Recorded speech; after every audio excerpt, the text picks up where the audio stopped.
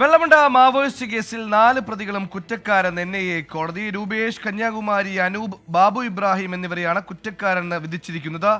ശിക്ഷിക്കപ്പെട്ടത് നിർഭാഗ്യകരമെന്ന് രൂപേഷ് കോടതിയിൽ പറഞ്ഞു. എബിൻ ജോസ് കൊച്ചിയിൽ ചേർന്നു.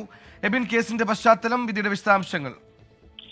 സുഹേൽ, 2014 ഈ കേസ് ഉണ്ടായത്. അതായത് മാവോയിസ്റ്റുകളെ പിടികൂടാൻ സഹായം നൽകുന്നു എന്ന് ആരോപിച്ചുകൊണ്ട് CPO ആയ പ്രമോദിന്റെ വീട്ടിൽ ഈ മാവോയിസ്റ്റ് 4 സംഘം ചെല്ലുകയും അദ്ദേഹത്തെ ഭീഷണിപ്പെടുത്തുകയും ലഘുലേഖകൾ വിതരണം ചെയ്യുകയും അദ്ദേഹത്തിന്റെ ബൈക്ക് ഉൾപ്പെടെ കത്തിച്ചതാണ് കേസ്.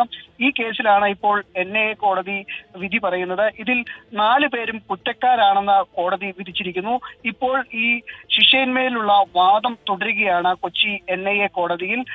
അതിനിടെ ഈ വിധി ദൗർഭാഗ്യകരമെന്നാണ് പ്രതികൾ കോടതിയിൽ വാദിക്കുന്നത്. ലഘുലേഖ വിതരണം ചെയ്തതിൽ മറ്റ് വിശദാംശങ്ങൾ നൽകിയത്. ശിക്ഷാവിധിയിന്മേലുള്ള വാദം തുടരുകയാണ്. ഇവർ കുറ്റക്കാരാണെന്ന് കോടതി കണ്ടെത്തിയിരിക്കുന്നു.